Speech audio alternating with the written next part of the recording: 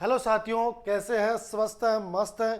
इसी आशा और विश्वास के साथ एक और सेशन में मैं संदीप शर्मा भावी राजपत्रित अधिकारियों का आज के इस सेशन में हार्दिक स्वागत और अभिनंदन करता हूं।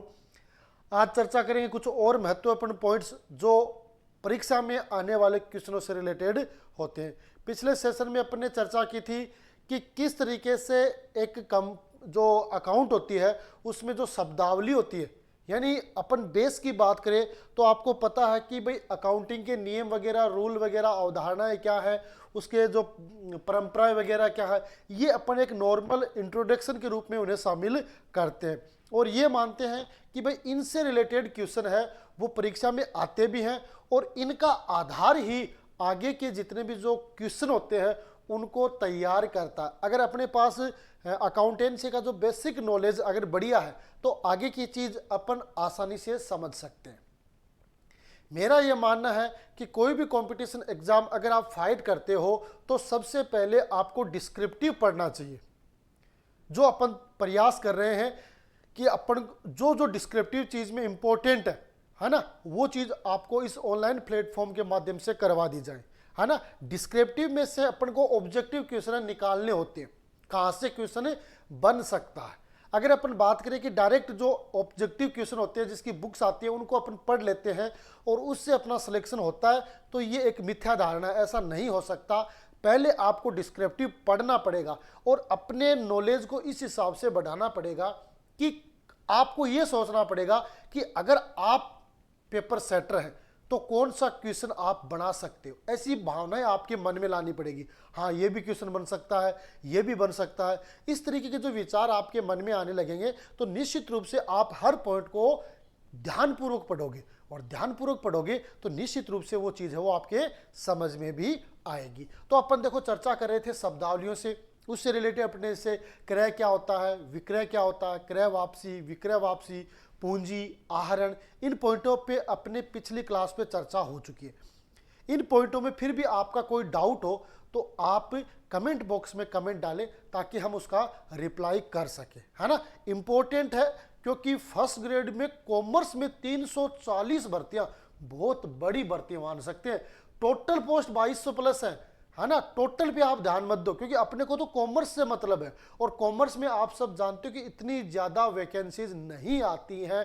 एक बार जब 2013 में जो भर्ती आई थी वो 621 पोस्ट थी, न उससे पहले इतनी पोस्ट आई थी और न उसके बाद आई है। लेकिन सेकंड नंबर पर अपन बात करते हैं तो ये, क्योंकि उस समय भर्तियां भी तो ज्यादा थी, 4000 प्लस भर्तियां थी, उसमें 600 पोस्ट थी, है ना। तो अब अपने देखो ये आपकी 2200 पोस्ट है, उसमें 340 पोस्ट है, तो मायने रखती है। आपको इन पोस्टों को और सब्जेक्ट की तरफ नहीं देखना है कि कम है 2200 है, 2200 नहीं है, अपने लिए सफिशिएंट है। अपने को तैयारियों में लग जाना है और जो साथी तैयारियों में लग जाएंगे उसका सिलेक्शन भी पक्का हो जाएगा। ठीक है, स्टार्ट करें आज के सेशन को। तो स्टार्ट करेंगे आज के सेशन को कुछ और महत्वपूर्ण जो आपकी कॉमर्स से रिलेटेड, अकाउंटेंसी से रिलेटेड जो आपकी शब्दावलियां हैं उस पर अपन चर्चा करेंगे। देखो एक पॉइंट आता है आपका संपत्तियां, असेट्स।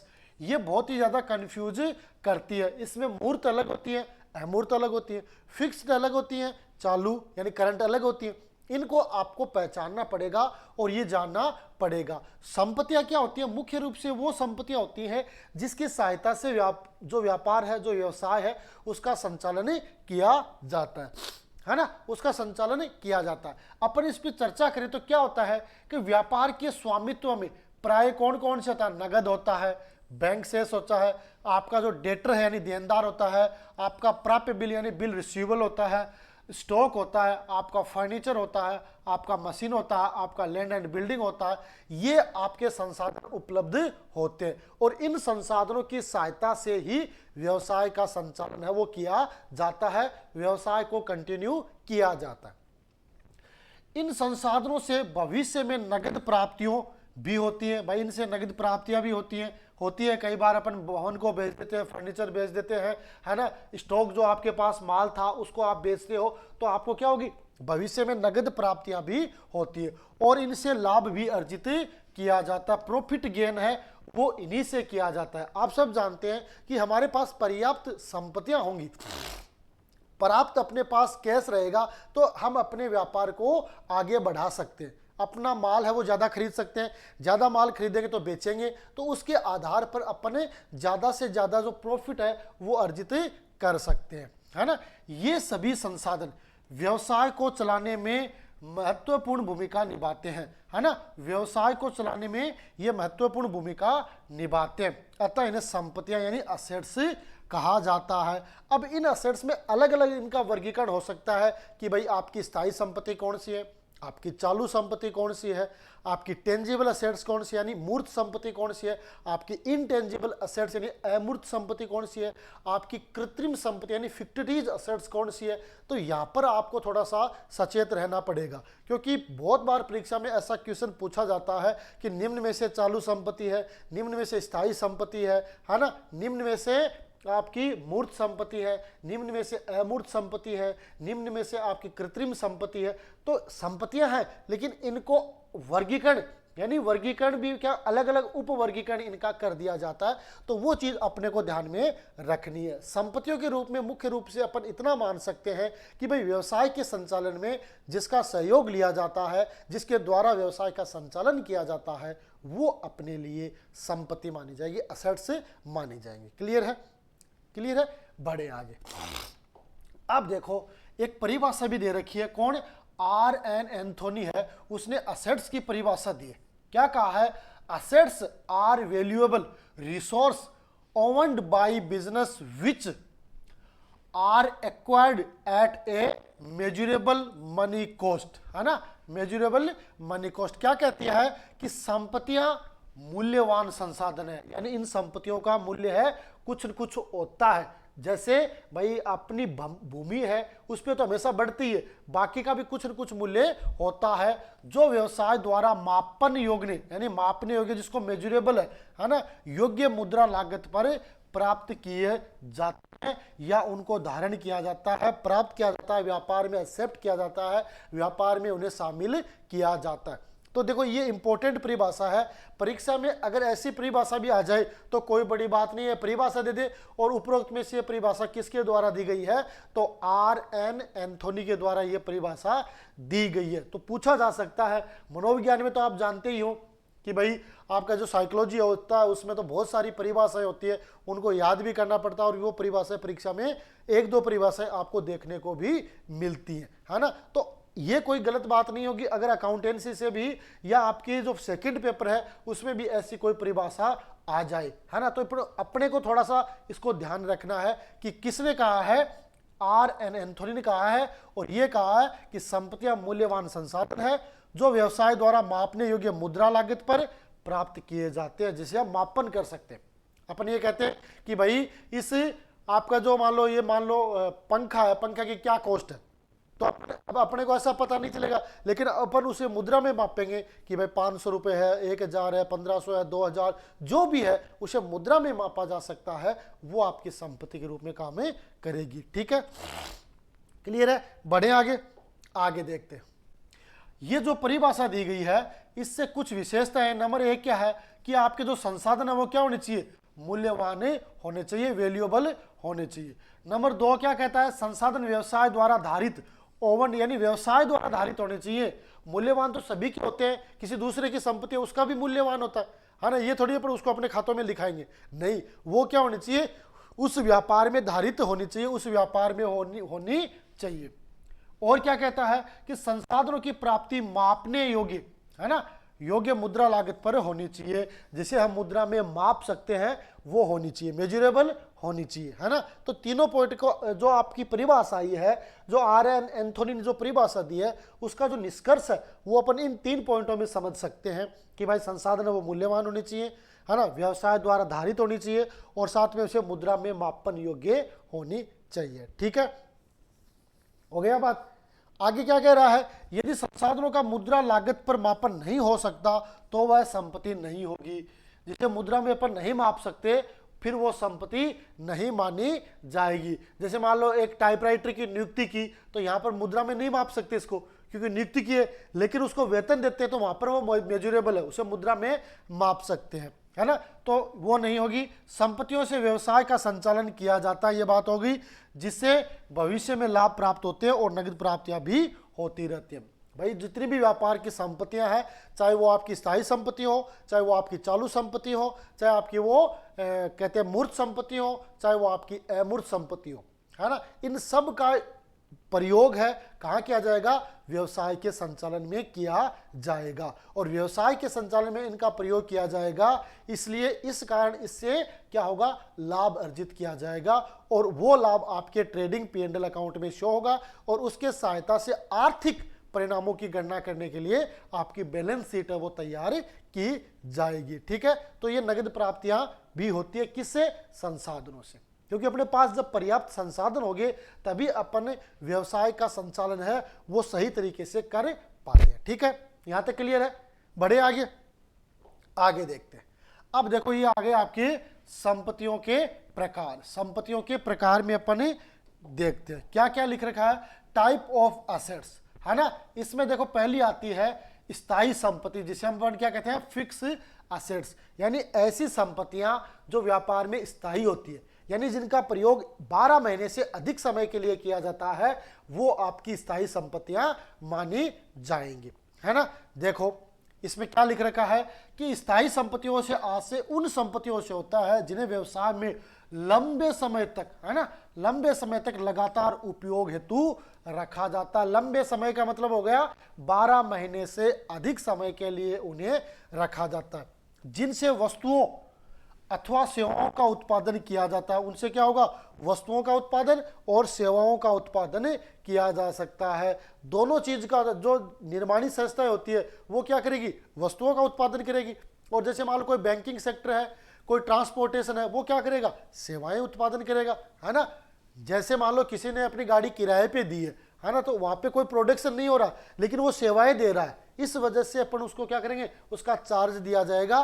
तो वो संपत्तियां क्या करेगी, लंबे समय तक व्यापार में काम आएगी और उनसे या तो वस्तुओं का उत्पादन होगा, कोई मशीनरी है तो उससे वस्तुओं का उत्पादन होगा, और कोई साधन है, मोटर है, व्हीकल है, उनसे क्या होगा, सेवाओं का उत्पादन किया जाता है। ऐसी संपत्तियां प्राय पुनः बिक्री के लिए उपलब्ध नहीं होती हैं, ऐसी जो होती है वो प्राय पुनर्बिक्री के लिए उपलब्ध नहीं होती है ना। अपनी पिछली जो सेशन हुआ था उसमें अपनी चर्चा भी हुई थी क्रय और विक्रय में, तो इसमें भी यही है कि एक व्यक्ति फर्नीचर का व्यवसाय, वो फर्नीचर खरीद रहा है तो वो उसके लिए क्या होगी, संपत्ति मानी जाएगी, लेकिन पुनः विक्रय के लिए, क्योंकि उनको वो क्या करेगा, रूटीन में बेचेगा, उससे कोई किसी प्रकार का कोई प्रोडक्शन नहीं होगा, सिर्फ वो जब खरीद रहा है तो पुनर्विक्रय के उद्देश्य से ही खरीद रहा है। लेकिन कुछ संपत्तियां ऐसी होती है जैसे मशीन है, प्लांट है, फर्नीचर है, बिल्डिंग है, ये व्यापार के स्थायी संचालन में सहयोग करती है ना। तो ऐसी संपत्तियां प्राय पुनः बिक्री के लिए उपलब्ध नहीं होती है।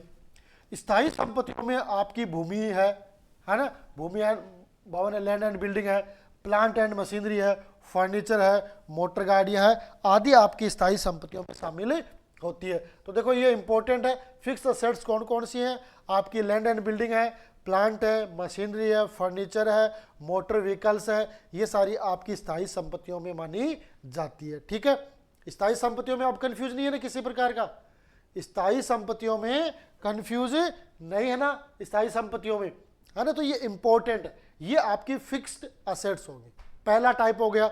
दूसरा टाइप में क्या है, करंट असेट्स, यानी चालू संपत्तियां, करंट असेट्स, ऐसी संपत्तियां जिनका प्रयोग एक लेखा वर्ष में किया जाता है वो आपकी चालू संपत्तियां कहलाती है। कैश है, बैंक है, डेटर है ना, आपका बिल रिसीवेबल है ना, ये सारे के सारे प्रीपेड है, ये सारे के सारे आपके किस में आएंगे, करंट असेट्स में आएंगे, जिनका प्रयोग एक वित्तीय वर्ष या एक लेखांकन वर्ष में उनका प्रयोग किया जाता है। ठीक है, अब इसको थोड़ा सा अपन एक्सप्लेन करके देख लेते हैं, जो लिखा हुआ है वो देख लेते हैं, है ना। बात वही है जो मैं आपको बता रहा हूं, लेकिन लिखा इसलिए है ताकि कोई भी आप मिस्टेक नहीं करे, है ना। वही बात मैं लिखूंगा तो उसमें अनावश्यक, क्योंकि लिखने में ज्यादा टाइम लगेगा, अनावश्यक जो आपकी क्लासेज है वो आपके आधे घंटे में आपको जो चीज बता देनी चाहिए थी उसमें 1 घंटा लगेगा, तो अनावश्यक टाइम वेस्ट नहीं कर सकते अपन, है ना। इसलिए ये आपको क्या है, एक तरीके से यहां उपलब्ध करवाई जा रही है। इसकी अगर आपको पीडीएफ चाहिए तो आप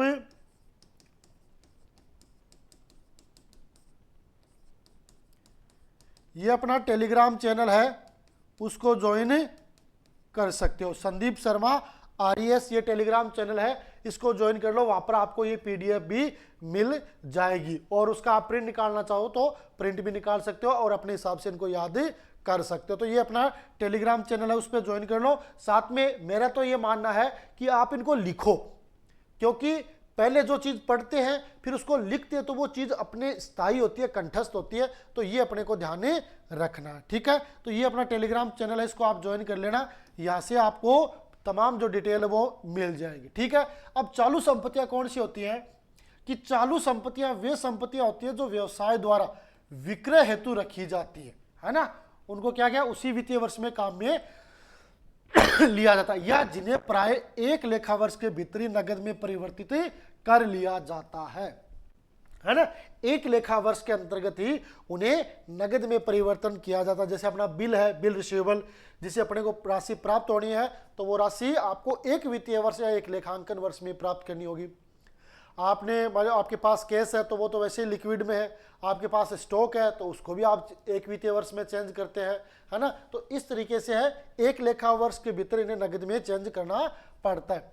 ऐसी संपत्तियों को कार्यशील, ये ध्यान रखना, इन संपत्तियों को एक्टिव यानी कार्यशील या तरल लिक्विड संपत्तियां भी कहा जाता है। यानी एक ही के तीन नाम हो गए, या तो आप चालू संपत्ति कह दो, है ना, या आप तरल कह दो, है ना, या आप इसे कार्यशील कह दो, वर्किंग कह दो,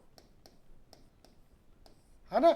एक ही संपत्ति के तीन नाम हो गए, जिसमें आपका चालू यानी करंट एसेट्स कहोगे तो वही है, लिक्विड एसेट्स कहोगे तो वही है, कार्यशील पूंजी कहोगे तो वही।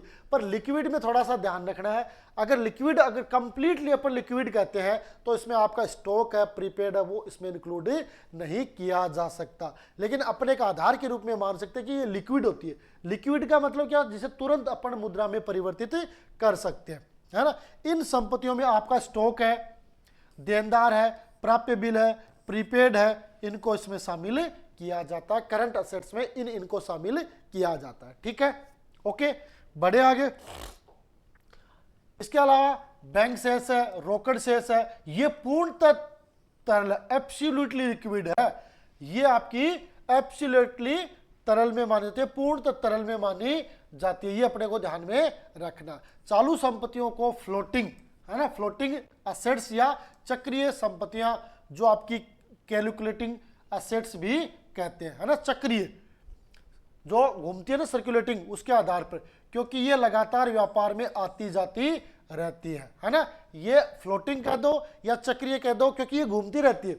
आपने देखा होगा एक व्यापारी के पास मुद्रा है, पैसे हैं, तो वो क्या एक जगह रुकते हैं, नहीं, वो घूमते रहते हैं। उसके पास आए, उसने आगे माल के लिए ऑर्डर दे दिया, वो राशि आगे दे दी, माल आ गया, फिर माल बेचा, इस तरीके से वो घूमती रहती है, एक जगह स्थायी नहीं रहती है। स्टॉक व अल्पकालीन विनियोगों को उचित मूल्य पर लेखा पुस्तकों में दिखाया जाता है। जो आपका स्टॉक है और आपके शॉर्ट टर्म है, शॉर्ट टर्म इन्वेस्टमेंट है, उनका जो भी उस समय की जो वैल्यू होती है, उस वैल्यू पर आपको किस में दिखाया जाता है, पुस्तकों में दिखाया जाता है। तो यहाँ पर अपने को मुख्य रूप से इन बातों का ध्यान रखना है कि आपकी करंट असेट्स कौन कौन सी होती है। बहुत बार ऐसा क्वेश्चन भी पूछा जाता है, और भी आगे जो क्वेश्चन होंगे, प्रैक्टिकल क्वेश्चन आते हैं छोटे छोटे, उसमें होता है, जैसे अपना रेशियो वाला चैप्टर है, उसमें अपने को ध्यान में रखना है कि किस तरीके से ये आपकी करंट और लिक्विड असेट्स है उसकी कैलकुलेशन की जाती है, ठीक है। ओके, यहां तक ओके ना, क्लियर है। बढ़े आगे, आगे देखते हैं। तीसरा पॉइंट आता है अदृश्य, यानी इनटेंजिबल असेट्स, है ना, इनटेंजिबल असेट्स। तीसरा प्रकार आ गया।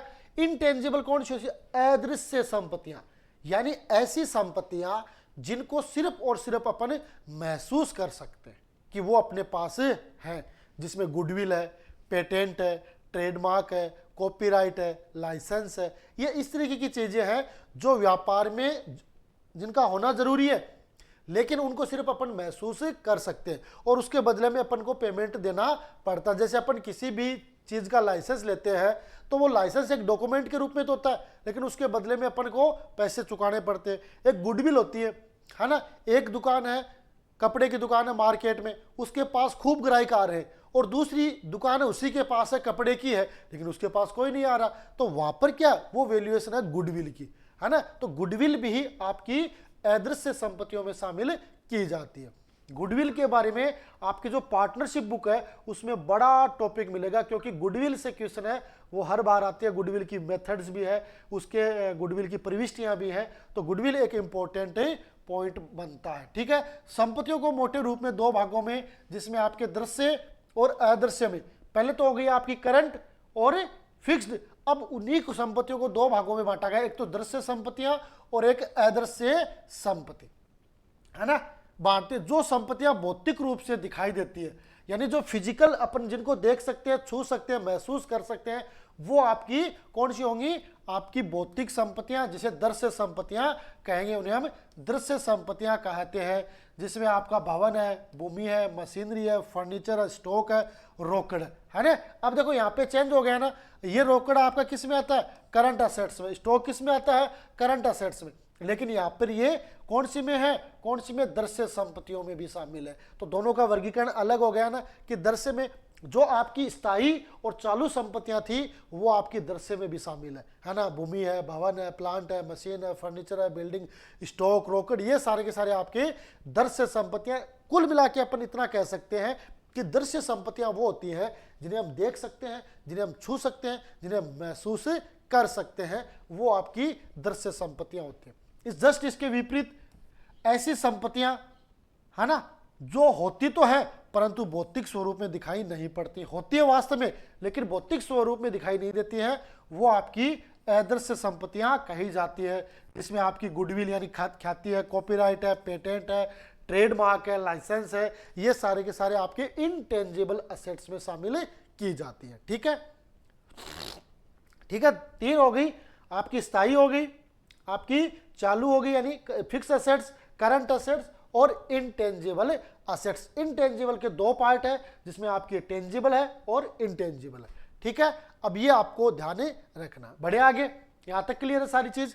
आगे देखते हैं, आगे 4 नंबर आती हैं आपकी काल्पनिक संपत्तियां, यानी फिक्टिव असेट्स। ये संपत्तियां ना, ये संपत्ति नहीं होती है, वैसे संपत्ति नहीं होती है, लेकिन इनके सहयोग से कंपनी को लाभ होता है ना, इसलिए अपन इनको संपत्तियों के रूप में मानते हैं। पहले तो इनको क्या कहा जाता था, बैलेंस शीट के एसेट साइड में नीचे नीचे दिखाया जाता था, लेकिन आजकल इन्हें फुट नोट के रूप में, यानी बैलेंस शीट के नीचे फुट नोट के रूप में दिखाया जाता है ना। काल्पनिक संपत्तियां कौन सी होती हैं, ऐसी संपत्तियों का कोई भौतिक अस्तित्व नहीं होता, ये केवल कल्पना भूत होती है ना। कई बार ख्याति मूल्यहीन होने पर भी पुस्तकों में दिखाई जाती है। कई बार अपने पास क्या, ख्याति की जो वैल्यूएशन है वो 0 है, लेकिन फिर भी अपन उसको खातों में दिखाते हैं, तो ये आपकी संपत्ति है। ये तब ये काल्पनिक संपत्ति होती है। काल्पनिक संपत्तियों का महत्व नहीं होता है, इनका कोई महत्व नहीं होता है, बस इनकी सहायता से व्यापार में सहयोग मिलता है, व्यापार बढ़ता है, इसलिए अपन इनको खातों में दिखाते हैं। ठीक है, काल्पनिक संपत्ति के बारे में हो गया। ठीक है, तो देखो ये 4 प्रकार हो गए आपके असेट से रिलेटेड, है ना। जिसमें आपकी संपत्तियों के प्रकार की बात करें तो पहले तो अपने को यह पता होनी चाहिए कि भाई संपत्ति है वो मूल्यवान होनी चाहिए, उसका कोई मुद्रा रूप में होनी चाहिए, और साथ में वो व्यापार से रिलेटेड होनी चाहिए। उस व्यापार की ही होगी तभी मानी जाएगी, क्योंकि तभी तो उन्हें खातों में दर्ज करेंगे, है ना। तो ये होना चाहिए। उसके बाद संपत्तियों को अपन ने 4 भागों में बांट दिया। आपकी स्थायी संपत्ति, तो स्थायी संपत्तियों में कौन सी आती है वो आपको ध्यान में रखना है। फिर आपकी चालू संपत्तियां, चालू संपत्तियों में आपकी कौन सी आती हैं, इन चालू संपत्तियों के उपनाम कौन कौन से वो भी अपने को ध्यान रखने, है ना। फिर आती है आपकी अदृश्य संपत्तियां। अदृश्य में 2 भागों में बांटा गया, एक तो दृश्य और एक अदृश्य, यानी टेंजिबल और इनटेंजिबल। हिंदी में कहे तो मूर्त और अमूर्त। मूर्त संपत्तियां वो होती है जिन्हें हम देख सकते हैं, छू सकते हैं, महसूस कर सकते हैं। अमूर्त वो होती है जिन्हें अपन देख नहीं सकते, छू नहीं सकते, महसूस नहीं कर सकते, वो आपकी अदृश्य संपत्ति मानी जाती है। ठीक है, फिर आती है आपकी काल्पनिक संपत्तियां, जिनका कोई महत्व नहीं होता है, लेकिन फिर भी इन्हें खातों में दिखाया जाता है। जैसे गुडविल की कोई वैल्यू नहीं है, लेकिन वो खातों में दिखाई जाती है। ठीक है, तो इस तरीके से ये 4 महत्वपूर्ण आपकी संपत्तियां हो जाती है। बताओ, देखिए इन चारों में किसी को कोई डाउट है कि नहीं, है ना। किसी को कोई डाउट है या नहीं? अभी हमारा जो मुख्य उद्देश्य ये है कि आपको किसके साथ जोड़े, पढ़ाई के साथ जोड़े। बहुत से साथी हैं जिन्होंने भाई जो विशेष रूप से फर्स्ट ग्रेड की तैयारी करते हैं, तो फर्स्ट ग्रेड की जो भर्ती है पहले 22 में आई थी, है ना, उसके बाद उन्होंने लगभग साल 1.5 साल का इंतजार किया, तो इतने समय के बाद वो वापस पढ़ाई के साथ जुड़ रहे हैं। तो उनको छोटे छोटे जो कंसेप्ट है वो क्लियर करवा के अपन उनको वापस स्टडी के साथ जोड़ रहे हैं, ताकि वो कुछ पढ़ने लग जाएं, नई नई चीज़ पढ़ें, वापस रिवीजन स्टार्ट कर दें, तो वो जुड़ेंगे और जुड़ने के बाद वापस वो उसी लाइन में आ जाएंगे, तब अपनी बड़ी क्लासेज भी स्टार्ट कर देंगे। देखो आज के सेशन में ये छोटी सी अपन की चर्चा थी, जिसमें संपत्ति के बारे में अपन ने डिटेल से चर्चा की है। निश्चित रूप से ये क्लास है वो आपके एग्जाम के लिए फ़ायदेमंद साबित होगी, और अगर फ़ायदेमंद साबित होगी तो आपको ये वीडियो और भी साथियों को शेयर कर देना, ताकि वो भी तैयारी कर सकें। ठीक है, तो आज के सेशन में इतना ही, मिलेंगे अगले सेशन में, तब तक के लिए जय हिंद, जय भारत।